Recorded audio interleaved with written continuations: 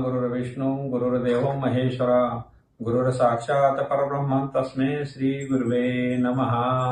वसुदेवं सुतं देवं कंसचाणूरमर्दनं देवकी परमानन्दं कृष्णं वन्दे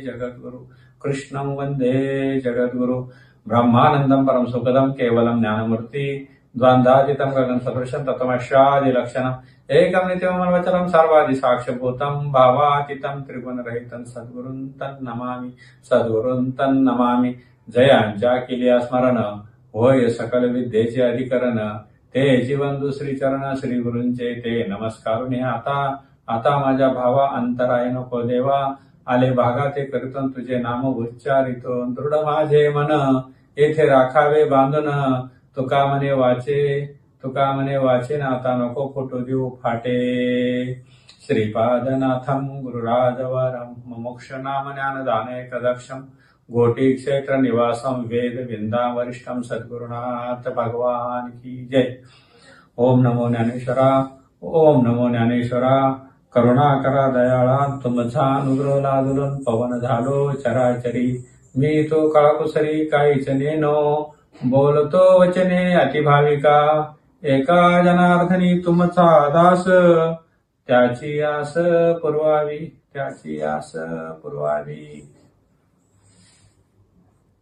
आजच्या भागामध्ये आपण ग्रंथराज ज्ञानेश्वरी या महान अशा ग्रंथाचं जे महात्मा आहे ते आपण पाहणार आहे। तर त्या ग्रंथावर निरूपण करण्यापूर्वी त्या ग्रंथाची जो महिमा आहे ज्ञानेश्वरी ग्रंथाचा महिमा तो आपण थोडक्यात पाहणार आहोत। तर ज्ञानेश्वरी हा ग्रंथ महाभारताचे जे काव्य आहे हे महाभारत आहे त्या महाभारतामधील भगवद्गीता नावाचं जे काव्य आहे आणि ह्या गीतेवर टीका म्हणजे ज्ञानेश्वरी हा नावाचा ग्रंथ आहे। तर भगवद्गीता ही असामान्य आहे आणि भगवद्गीतेला जगन्मान्यता आहे आणि त्या भगवद्गीतेचं महत्व सांगताना ते बी खूप विशेष असेल। भगवद्गीतेला पण महान असा त्याच्या पाठीमागे जी पार्श्वभूमी खूप मोठी आहे आणि त्या भगवद्गीतेचा जो एकनाथ महाराजांनी त्या गीतेचं जे महत्व सांगितलं ते खूप श्रेष्ठ असं सांगितलंय। गीता वाचे जे म्हणती नाही पुनरती तया नवा नित्य नेम वाचे वदता अक्षरे भवसिंधू तरे अर्धक्षणे एका जनार्दनी जयाचा नेम तया पुरुषोत्तम न विसंबे। म्हणजे गीता असा शब्दाचा निश्चित जरी उच्चार केला तरी त्या सत्पुरुषाला त्या साधकाला खूप अनन्य साधारण असं महत्व आहे की त्याला पुनरावृत्ती हे जन्म मरणामध्ये त्याला यायची सुद्धा वेळ येणार नाही। आणि असा जो ज्याचा नित्य नियम आहे दररोज जो भगवद्गीता वाचतो अशा साधकासाठी तो अर्ध क्षणामध्ये जे सगळे भविष्य तरुण जाईल असं एकनाथ महाराजांनी एका अभंगामध्ये म्हटलेले आहे। आणि गीतेचे सुकृत ज्याशी झाले प्राप्त त्याचे पितर मुक्त सहजच झाले नष्ट चांडाळ दुर्जन परदारी तस्कर मात्र गमन त्याशी गीता आवर्तन श्रवण मोक्ष होय। जसं त्यानं गीतेचं आवर्तन जरी केले तरी त्याला मोक्ष भेटेल। सुवर्णस्ते सुरापान भूत पिशाचे राक्षसगण मित्रद्रोही कृतज्ञ गीता आवर्तने मोक्ष त्याशी एका जनार्दनी गीतार्थी पठने श्रवणे सर्वाशी मुक्ती आयशे पार्वती प्रति शंभू सांगे। अशा प्रकारे ह्या गीतेला एवढं अनन्य साधारण महत्व आहे। त्याचे जे आवर्तन करतो जो दररोज नित्य नियमानं जो पठण करतो तो कितीही कोणत्याही वृत्तीचा माणूस असला तरी तो त्याच्या गीताच्या पठणाने वाचनाने मुक्त होईल असे भगवान शंकराने पार्वतीला सांगितलं। म्हणजे हा गीता ग्रंथच असा एवढा महान आहे आणि त्या महान ग्रंथावर जे निरूपण केलेले आहे ते निरूपण म्हणजे ती जी टीका आहे ते निरूपण म्हणजे ग्रंथश्रेष्ठ ज्ञानेश्वरी। अशा ज्ञानेश्वरीचा जो महिमा आहे तो अगम्य आहे आणि त्या महिमाबद्दल बऱ्याच संतांनी इतकं असं सुंदर असं सांगितलेलं आहे। तर तुकाराम महाराजांचं जे अभंग आहेत किंवा नामदेव महाराजांचे अभंग आहेत एकनाथ महाराजांचे अभंग आहेत ते ज्ञानेश्वरीवर खूप प्रख्यात असे अभंग आहेत। ज्ञानराज एकनाथ महाराजांचे अभंग लिहिला बघा ज्ञानेश्वरीचं महत्व किती सांगितलं। ज्ञानराज माझी योग्यांची मावली जेने निगमवल्ली प्रगट केली. अध्यात्म विद्येचे दाविलेशे रूप चैतन्याचा दीप उजळेला. 56 भाषेचा केला असे गौरव भवार नवी नाव उभारली. श्रवणाच्या मिशे बैसावे येऊन साम्राज्य भुवनी सुखी नांदे. नामा म्हणे ग्रंथ श्रेष्ठ ज्ञानदेवी आणि एकतरी ओवी अनुभवावी. म्हणजे ग्रंथ हा सर्व ग्रंथामधला ग्रंथ जर श्रेष्ठ असेल तर ते ज्ञानेश्वरी. आणि या ग्रंथाला खूप अनन्यसाधारण असं महत्व आहे. आता तसंच एकनाथ महाराजांनी परत एक अभंग रचलेला आहे. तर तो इतका त्याचा बी अर्थ असाच घरी भाव धरुणी वाचे ज्ञानेश्वरी. म्हणजे ग्रंथावर 100% भाव ठेवा, शुद्ध भाव ठेवा.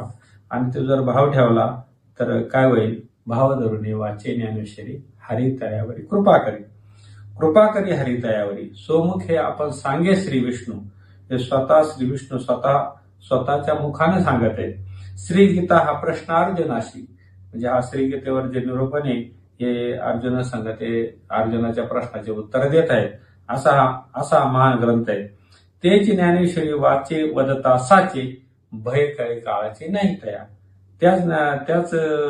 त्याच्यावर जे निरूपण केलेले जे भगवद्गीतेवर जी टीका आहे तीच ज्ञानेश्वरी. आणि ही वाचे वदताना, हे सांगताना, ऐकताना, वाचताना, लिहिताना तर भय कळे काळाची नाही तया. एका जनार्दनी संशय सांडोनी दृढ धरा म्हणे ज्ञानेश्वरी.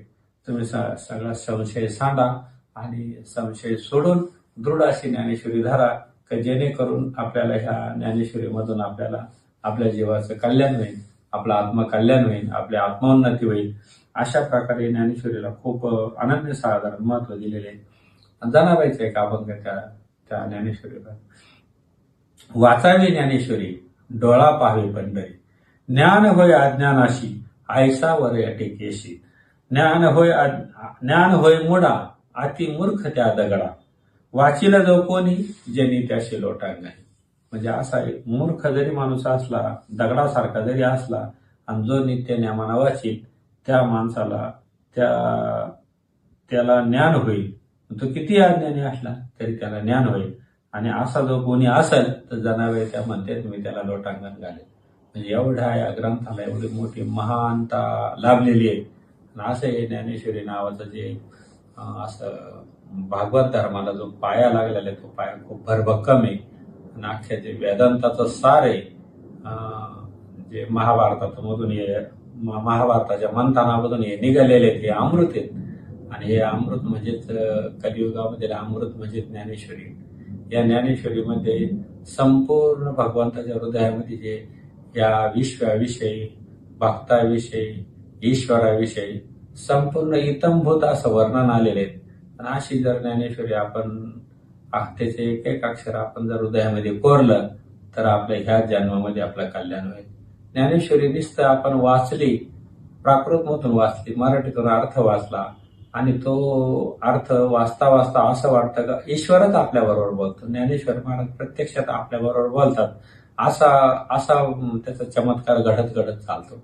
आणि त्यामधून आपल्याला इतकं सुख शांतता अशी एवढी लाभते का या जगामध्ये नेमकं आपण कशासाठी जन्माला आलो, काय करायला पाहिजे होतं, आपण काय करतो, याची इतक्या प्रश्नांची उत्तरांचा उलगडा होत चालतो.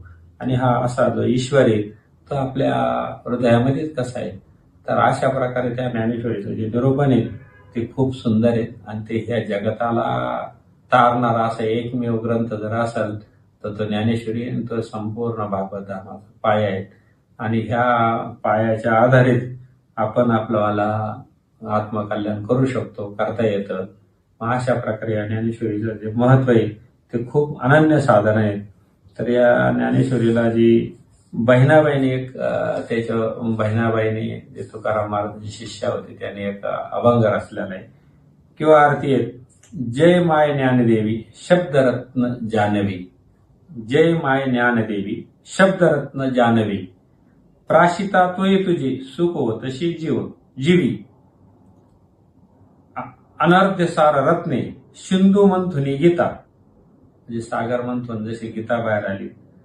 काढिले भूषणाशी वैराग्य भाग्यवंता. अमृत सार्ववी शुद्ध शेवी ती जीवी. म्हणजे प्रत्येक ओवी ही अमृतासारखी आहेत. त्याचे जर आपण मन लावून त्याचं जर सेवन केलं तर शुद्ध शेविता जीवी. जीवीच ब्रह्म होती. म्हणजे आपला जीवच ब्रह्म होत जाईल, आपला जीवच शिव होत जाईल, अशा ह्या ज्ञानेश्वरीला एवढे अनन्यसाधारण महत्व आहे. अर्थ ऐकता तेही नवथी अक्षरे हे निज निर्गुण भुजा बैनी क्षम देती अर्थ ऐकता ओजा. ही अक्षर नसून ती एक निर्गुणाची एक भुजा आहे, निज निर्गुणाची भुजा आहे. जे आत्मतत्व सर्वांमध्ये ओतप्रोत भरलेलं आहे तसं ते एक आत्मतत्वाचं एक एक अक्षर आहे, सुवर्णाक्षरानं लिहिलेलं. आणि अशा ज्ञानेश्वरीचं जर आपण अध्ययन केलं, अशा ज्ञानेश्वरीचं आपण निरूपण ऐकलं, सांगितलं आणि त्याचा जर ह्या जीवनामध्ये आपण उपयोग करून घेतला तर आपल्या ह्या जीवनाचं सार आपल्याला कळतं आणि आपण खरोखरच आपण भाग्यवंत आहे असं आपल्यालाच वाटतं. कारण त्या ज्ञानेश्वरीमध्ये प्रत्यक्षात भगवंतांना आपल्या कल्याणासाठी अर्जुनाचं निमित्त केलं आणि संपूर्ण सार, जीवनाचं सार हे ओतप्रोत त्याच्यामध्ये भरून टाकलं. पण ती भगवद्गीता आपल्याला कळत नव्हती. मग भगवद्गीता हे सोनं आहे आणि त्या सोन्याचा अलंकार करण्याचं काम भगवान ज्ञानेश्वर महाराजांनी केलं.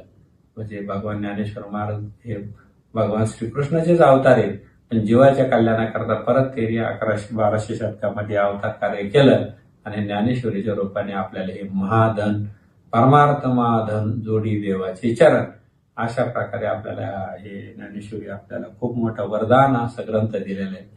म्हणजे ज्ञानेश्वरी वाचल्याशिवाय ऐकल्याशिवाय माणसानं तर मरूच नाहीत.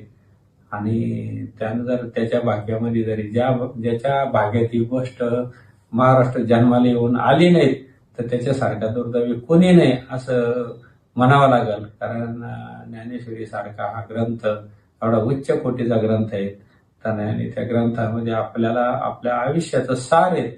आपण जन्माला का आलो, कशा करता आलो, कशासाठी हा प्रपंच करतो, मेल्यानंतर आपलं काय होणार आहे, देह कोण आहेत, आत्मा कोण आहे, जीव कोण आहे, शिव कोण आहे, परमात्मा कसा भरलेला आहे आणि संचित कर्म काय आहे, प्रारब्ध कर्म काय आहे, क्रियामान कर्म काय आहे आणि या कर्माचा आपल्याला, या शरीराचा आपल्याला वारंवार आपल्याला जन्म घ्यावा लागतो, आपण मागल्या जन्मात कोण होतो, इथं कसं आलो आणि पुढं काय होणार आहे, असं संपूर्ण निरूपण या ज्ञानेश्वरीच्या माध्यमातून आपल्याला आलेले आहे.